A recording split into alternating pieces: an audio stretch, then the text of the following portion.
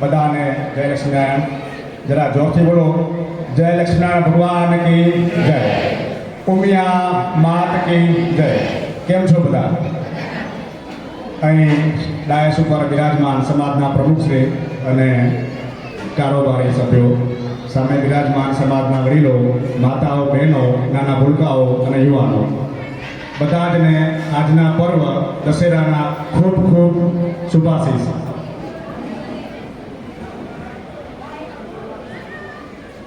આગામી નવરાત્રિનો તહેવાર આપણે ઉજવ્યો, બધાને ખૂબ જ મજા આવી ગઈ. ગત વર્ષ કરતાં આ વર્ષે આપણે સાઉન્ડ સિસ્ટમ એટલે કે ટ્રેક ઉપર નવરાત્રિનો પ્રસંગ આપણે માણ્યો. ઘણાની થોડી કમ્પ્લેન હતી કે થોડુંક ફાસ્ટ ચાલે છે, થાકી જવાય છે, પણ ધીમે ધીમે ટેવ થઈ જશે, પ્રેક્ટિસ પડી જશે એટલે.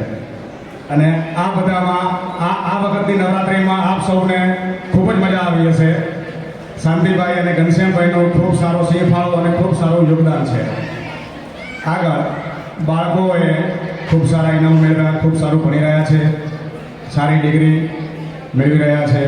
અને આપણે આશા રાખીએ કે ડિગ્રી મેળવ્યા પછી જે પણ ભણ્યા હોય, જે પણ પ્રોફેશનમાં ગયા હોય, તેનામાં હજુ આગળ વધે, પોતાનો ધંધો વિસ્તારે યા તો નોકરી કરે, બીજું કંઈ પણ કરી શકે છે. તે તમામ બાળકોને મારા વતી ખૂબ ખૂબ અભિનંદન, ખૂબ ખૂબ અભિનંદન.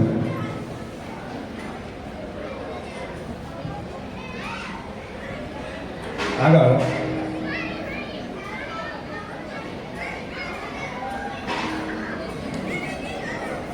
દાતાઓ નવરાત્રિ દરમિયાન 9 દિવસ અને આજના દશેરાના પ્રસંગના બ્રહ્મભોજનના દાતાઓ, જે પણ સમાજના વડીલો આ દાતાઓ તરીકે લાભ લે છે, તે બધાનો ખૂબ ખૂબ આભાર.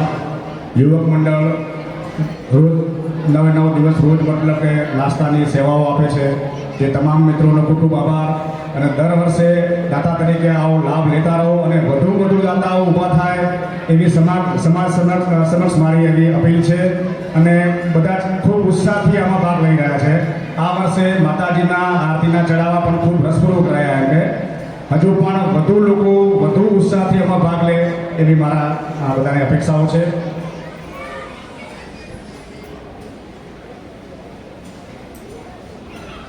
માતાજીના ગરબાની સેવા કરવા માટે જે 9 દિવસ સેવા આપે છે જયંતિ કાકા, કલ્યાણી ડિમ્બર અને ઘનશ્યામભાઈ, એ બેનો ખૂબ ખૂબ આભાર. કારણ કે નિસ્વાર્થ ભાવે માતાજીના ગરબા પ્રગટાવવાથી લઈ અને નવરાત્રિ પતે ત્યાં સુધી ખૂબ સારી સેવા આપે છે. બે વડીલોને ખૂબ ખૂબ ધન્યવાદ. આગળ વડીલો, સમાજના વડીલો અને યુવાનોમાં જેમ કે વિરેન્દ્રભાઈ સારું કહી ગયા કે જે લોકોને, જે બાળકોને જે પેશન હોય, જેમાં શોખ હોય એ ભણવું જોઈએ. માત્ર ડિગ્રીથી જીવનમાં આગળ વધાતું નથી. જીવનમાં આગળ વધવા માટે તમારી અંદર એક પેશન હોવું જોઈએ. તમારે શું કરવું છે, પહેલો નંબર આવશો એનાથી પૈસા નહીં કમાવી શકાય. તમારી અંદર એવી ભૂખ હોવી જોઈએ કે ભાઈ મારે કંઈક કરવું છે. આપણા બધા જ વડીલો 3, 4, 5 ચોપડી ભણેલા છે, પણ આજે ગામના નગર શેઠ છે. બધા લોકો એને બજારમાં શેઠ કહીને બોલાવે છે. એ ક્યારે? એમની મહેનતથી. ને એ મહેનત તમારે કરવાની છે. આજના બાળકોને ખૂબ સારો મોકો મળે છે ભણવા માટેનો, કારણ કે એમના પરિવાર સુખી છે. નાની ઉંમરમાં એમને કામ કરવાની કોઈ જરૂર નથી પડતી, એટલે એને ભણવા માટેનું સારું પ્રોત્સાહન મળે છે. એના વડીલો એને સારી કોલેજમાં ભણાવવા માટેની ફી એફોર્ડ કરી શકે છે. એટલે બાળકોએ અત્યારે શક્ય હોય એટલી વધુ મહેનત કરીને સારામાં સારું ભણવું જોઈએ. ભણતર સિવાય જીવનમાં તમે આગળ વધી શકો એમ નથી. કારણ કે આજ હું મારી ઉંમરના ઘણા બધા શિક્ષિત લોકોને જોઉં છું. મારી નજીકના મિત્રો હોય, અમુક વેપારીઓ હોય, યા તો આપણે બીજે ક્યાંય પણ જોતા હોઈએ સમાજમાં કે જે આપણા કરતાં સારું ભણેલા છે, એ આપણા કરતાં જીવનના દરેક તબક્કે ખૂબ જ આગળ છે. કારણ કે એમનામાં શિક્ષણ છે. શિક્ષણથી જ તમને જીવન જીવવાની પદ્ધતિ જાણવા મળે છે અને જીવનના વ્યવહારો તમને આવડે છે. સમાજ આપણે સામાજિક વ્યવહારો શીખવે છે, પણ બજારના વ્યવહારો તમને શિક્ષણથી જ આવે છે. એટલે હું એવી આશા રાખું કે તમામ બાળકો અને એમના માવિત્રો, પેરેન્ટ્સ એમને સપોર્ટ કરે. શરૂઆતમાં કદાચ કોઈ બાળકના પગાર ઓછા પણ હોઈ શકે તો આપણે એમને ટીકા ટિપ્પણી ના કરીએ કે ભાઈ આ પગારમાં તારું કેમ ઘર ચાલશે. ભાઈ એકવાર તું શરૂ કર દો. શરૂઆતમાં સમજી લો મતલબ કે લાખો રૂપિયા મળતા નથી ભાઈ. પછી તો જો એનામાં ત્રેવડ હશે, એનામાં કૌશલ્ય હશે તો રાખીએ આ પ્રમાણે આગળ વધી શકાય. આગળ આ નવરાત્રિમાં બધાને ખૂબ જ મજા આવી ગઈ. મને એવું થોડુંક અહેસાસ થયું કે સમાજના યુવક મંડળમાં થોડુંક કોમ્બિનેશન થોડુંક ઓછું છે. શું કારણ છે એ તો હવે એ જાણતા હશે, પણ આ મને લાગ્યું એટલે હું કહું છું.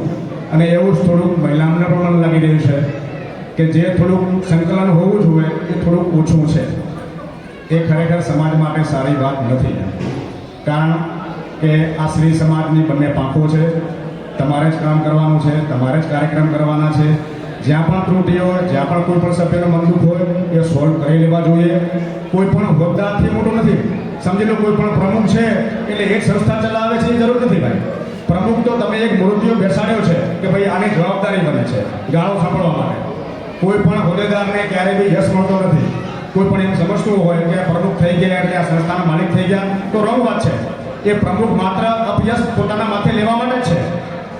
એટલે જ્યાં પણ સમજી લો કે કોઈ પણ વ્યક્તિને, કોઈ પણ સભ્યને જ્યાં પણ અસંતોષ હોય તો મોટું મન રાખીને દૂર કરો અને ખુલ્લા મને ચર્ચા કરો. જેમને પણ જે પણ સમસ્યા છે તમારે જ્યારે પણ મીટિંગ મળતી હોય ત્યારે તમે એનો પ્રસ્તાવ મૂકો. અને હું એવું માનું છું એક કોઈ પણ સંસ્થાના પ્રોટોકોલ મુજબ નીચેથી સભ્યો ઉપર આવતા હોય, એનું ગ્રેડેશન ઉપર હોય કે ભાઈ પહેલાં કારોબારી સભ્ય બને, પછી કોઈ પણ કમિટીમાં આવે સહમંત્રી બને કે મંત્રી બને, ઉપપ્રમુખ બને. એ રીતના નીચેથી ઉપર આવવા છે. શા માટે? કે ભાઈ એને કારોબારીની ગતિવિધિની ખબર પડે. તમે કોઈ પણ વ્યક્તિને ડાયરેક્ટ પ્રમુખ બનાવી દેશો, બેસાડી દેશો તો એને આગળ શું બને છે, કેમ થાય છે એ કોઈ ખબર નથી હોતી એને. માટે એક એવી, જોકે દરેક સંસ્થાઓમાં આવી રચના હોય છે, પણ આપણે શું હોય છે કે નાની સમાજો હોય એટલે આપણે ઘર મેળે આપણા નિયમો બનાવી લઈએ. આપણે અનુકૂળ લાગે એમ કે હાલો ભાઈ આ સારા લાગેલા વ્યક્તિ અને બેસાડી દો, એમ નથી ચાલતું. કારણ કે સંસ્થા ચલાવવા માટે પ્રોપર એના નિયમ પ્રમાણે ચાલવું પડે, તો જ આ લાંબુ ચલાય અને તો જ બધાને સંતોષ આપણે આપી શકીએ. કોઈ આ પોતાના માથે કે બંધ બેસતું લઈ ના લેતા, હું જનરલ વાત કરું છું એમ કે મને જે લાગે છે એ. આગળ વિશેષ ગત ઉનાળે આપણી અખિલ ભારતીય કચ્છ કડવા પાટીદાર સમાજનું એક અધિવેશન મળી ગયું. અમુક 10-12 વર્ષે સમાજના અધિવેશનો મળતા હોય છે. આ હમણાં ગયા ઉનાળે અધિવેશન મળ્યું. એનામાં સમાજના રીત રિવાજો, લગ્નથી લઈને મરણ સુધીના, બાળકના જન્મથી લઈને મરણ સુધીના રીત રિવાજોના સમય પ્રમાણે એમાં અપડેટ એટલે કે સુધારા વધારા કરવામાં આવતા હોય છે, જે આ વર્ષે એટલે કે ગત અધિવેશન દરમિયાન પણ કરવામાં આવેલા છે. ખરેખર એ નિયમો આપણે કેટલા પાડીએ છીએ એ તો હવે સમાજજનો જાણતા હશે. અમુક નિયમો અથવા એની જે પ્રસ્તાવના છે એ હું અહીંયા વાંચી સંભળાવું છું. સમાજ દ્વારા, કેન્દ્રીય સમાજ દ્વારા દરેક સમાજોને એમના ચૂલા પ્રમાણે એક નિયમની પુસ્તિકા આપવામાં આવેલ છે. એક પુસ્તક આપેલ છે. જોકે આપણે અહીંયા 44 મેમ્બરો છીએ અને આપણે પુસ્તિકા 40 મળેલ છે, તો એ 4 આપણે કંઈક વ્યવસ્થા કરીશું. આ પ્રમાણેની એક નિયમની પુસ્તિકાઓ આપેલ છે. આ નિયમો ખરેખર પાળવાની જવાબદારી તો નથી કહેતો, પણ આમ જવાબદારી છે મહિલાઓની છે. કારણ કે કોઈ પણ વાર તહેવાર કે પ્રસંગમાં પુરુષનું લગભગ કંઈ ચાલતું નથી. હું એવું માનું છું. વ્યવહારો મહિલાઓ કરવાના હોય છે. કેટલા કરવાના, કેમ કરવાના, એનું માર્ગદર્શન આમાં આપવામાં આવ્યું છે. કોઈ પણ વ્યવહારમાં તમે વધુ પૈસા આપશો એટલે આપણા સારા થઈ જશું એવું નથી હોતું. એમ સમાજ શું કહે છે કે દરેક સમાજની અંદર ઊંચ નીચ એટલે કે નાના મોટા પરિવારો હોય છે. સમાજે એ પ્રમાણે બંધારણ બનાવ્યું છે કે નાનામાં નાનું પરિવાર પણ એ વ્યવહારને પાલન કરી શકે, એને પાળી શકે. તો જેથી કરીને મોટા પરિવારો દેખાદેખીમાં વધુ વ્યવહાર કરવાના ચક્કરમાં નાના પરિવારો ખેંચાઈ જાય છે. એનું ધ્યાન રાખવું. અને હું ખાસ વિનંતી કરીશ માતાઓને કે આ નિયમો બીજા શું કરે છે એ ન જોતા આપણે શું કરવું છે એનો વિચાર કરજો અને એનું અક્ષરક્ષ પાલન થાય એવું સમાજનું કહેવું છે અને મારું પણ કહેવું છે. આ પુસ્તિકામાં હું થોડુંક વાંચી સંભળાવું તમને. થોડુંક જ્ઞાતિના રીત રિવાજો જરા સાંભળજો. આ પહેલી પ્રસ્તાવના છે. હિન્દુ ધર્મમાં જેવી રીતે મહાકુંભ મેળાનું મહત્વ છે આપણી જ્ઞાતિમાં પણ તેવું જ મહત્વ અધિવેશનનું છે. દર 12 વર્ષે યોજાતા મહાકુંભમાં ભારતભરના ધર્માચાર્યો, સંતો, ઋષિઓ, મહર્ષિઓ કોઈ પવિત્ર સ્થળે ભેગા મળી હિન્દુ ધર્મની પ્રવર્તમાન આધ્યાત્મિક આર્થિક સ્થિતિનું ચિંતન અને સમીક્ષા કરે છે. જરૂર જણાય ત્યાં ફેરફારો કરી ધર્મને ચેતનવંતો બનાવવાના પ્રયત્નો કરે છે. ભારત વર્ષના સાધુ સંતો 12 વર્ષનું ભાથું આપીને આધ્યાત્મિક ક્ષેત્રે સુસજ્જ કરી શ્રેષ્ઠ ભારતના નિર્માણ માટે સૌને પ્રેરણા આપે છે. તેવી જ રીતે આપણી સમાજમાં પણ દર 10-12 વર્ષે જ્ઞાતિનું અધિવેશન યોજાય છે. એક પ્રકારે આ પણ આપણી સમાજનો મહાકુંભ છે. તેમાં સમયની માંગ પ્રમાણે સમૂહ ચિંતન અને સમીક્ષા કરી રીત રિવાજોમાં જરૂરી ફેરફાર કરવામાં આવે છે. યોગ્ય સમયે લીધેલા નિર્ણયો ભવિષ્યને ઉજ્જવળ અને સોનેરી બનાવે છે. સમાજમાં સમજદાર વડીલો, યુવાનો અને નારી શક્તિએ સમાજના સર્વાંગી ઉત્કર્ષ માટે લીધેલ નિર્ણયોનું સમયાંતરે અવલોકન અને મૂલ્યાંકન થાય છે. એ સમાજ હંમેશા પ્રગતિ અને સમૃદ્ધિ તરફ નિરંતર ગતિ કરતો રહે છે. જ્ઞાતિના ઠરાવો ઘડવા પાછળના કારણો જોઈશું તો ખ્યાલ આવશે કે એ એવા રિવાજો વિશે છે જે આપણે જ્ઞાતિમાં એકમાયતા તો લાવે છે, પણ સાથે સાથે જ્ઞાતિમાં સંગઠન એકતા વધારવા માટે એને એવી રીતે ઘડવામાં આવ્યા છે કે જ્ઞાતિનું નાનામાં નાનું ઘર આ ઠરાવોને સોમાન અને ગૌરવભેર પાડી શકે અને કોઈ વધુ ઉદાર ચિત્તે વ્યવહાર કરે તો તેને અતિશયોક્તિની સીમાનું ભાન પણ કરાવે. આ ઠરાવો પાડવાના તો છે જ, એમાં કોઈ બેમત નથી, પણ શબ્દ પાલનની અપેક્ષાએ ઠરાવો પાછળનો ઉચ્ચ ભાવ અને ઉદ્દેશો સચવાય એ વધારે મહત્વનું છે. આ ઠરાવોથી આપણને પણ ખબર પડે કે આપણા પ્રસંગોના કયા પડાવે વખતે કેટલો અને કેવો વ્યવહાર કરવો જોઈએ. હવે આમાં ઠરાવો તો ઘણા બધા છે, પણ ખાલી હું એક એક્ઝામ્પલ, જેમાં આપણે સૌથી વધુ ખર્ચ કરીએ છીએ લગ્નનો ઠરાવ. તો એ લગ્નના ઠરાવ માટેનું હું ખાલી વાંચી સંભળાવું છું, કારણ કે મને થોડું જરૂરી લાગે છે.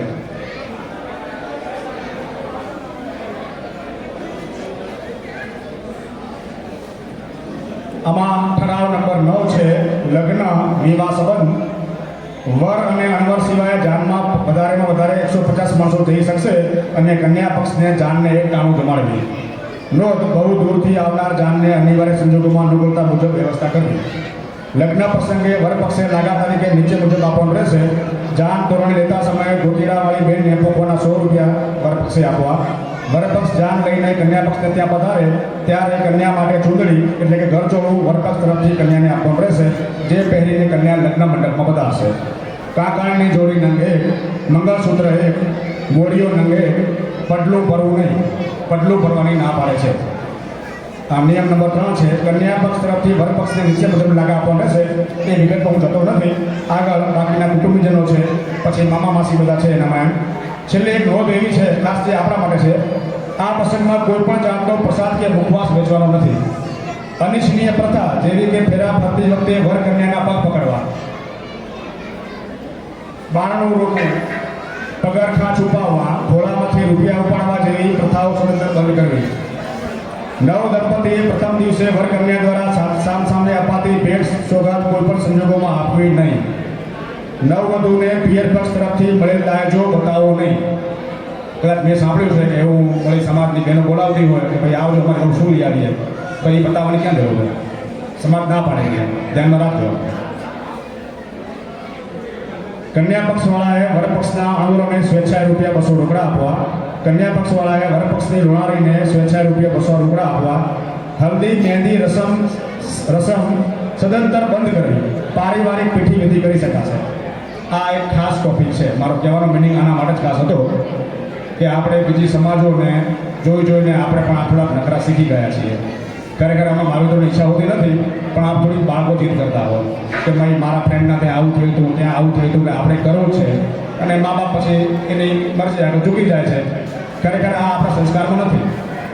આપણા ધાર્મિક રીત રિવાજમાં આનું કોઈ સ્થાન છે જ નહીં. આ તો કેવું હોય કે બીજા પ્રદેશની વિધિઓ આપણે લઈ લીધી હોય. ગુજરાતના પટેલો એટલા ઉદાર મનના છે કે આખા જગતના તહેવાર એને પાળવા છે. 31st ઉજવણી કરવી અને ગણેશજીને બિરાજવા, નવરાત્રિ કરવી. ભાઈ ભારતમાં ઘણા બધા પ્રદેશો હોય, દરેક પ્રદેશોની અલગ અલગ વિશેષતા અને અલગ અલગ તહેવાર છે. એ એમના તહેવાર છે, આ આપણો તહેવાર છે. તો જે આપણું છે એને અપનાવો, બીજાને અપનાવવાની કોઈ જરૂર નથી. આ સમાજ એના માટે કહે છે કે ભાઈ આનામાં પૈસાવાળા માણસો બધું કરી શકે છે, પણ એ દેખાદેખીમાં નાના પરિવારને પણ આ કરવું પડે છે અને ખોટા ખર્ચના ખાડામાં ઉતરી જાય છે. એના વડીલો આખી જિંદગી મહેનત કરી માંડ 2 પૈસા ભેગા કર્યા હોય, પરિવારનું પાલન પોષણ કરતા હોય અને આવા ખોટા ખર્ચમાં ઉતરી જાય, પછી એની સ્થિતિ ખરાબ થતી હોય છે. એના માટે કરીને આ ખાસ સમાજે નિયમો બનેલા છે. આગળ વર સમયે લોણાની પ્રથા બંધ કરી. વ્રત સમયે જે વ્રત ગાતા હોય ત્યારે લોણાની કરો એ પ્રથા બંધ કરવી. વરઘોડા દરમિયાન જાહેર જગ્યા પર નાચ થતા નાચગાન અને ડાન્સ અને ગોળ કરવા નહીં.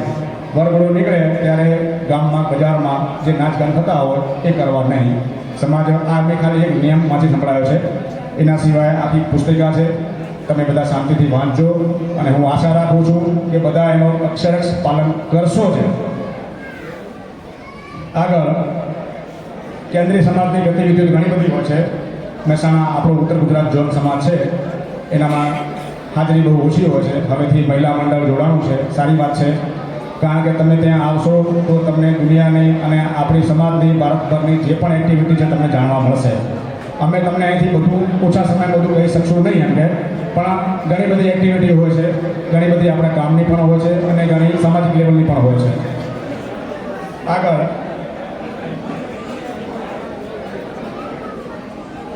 કેન્દ્રીય સમાજની આ વાત થઈ, આ નિયમોની વાત થઈ.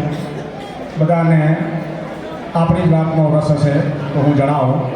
જે આપણો એક હાલ એક પ્રશ્ન ગૂંચવાયેલો છે સમાજની જગ્યા માટેનો, ઘણા મિત્રોના મગજમાં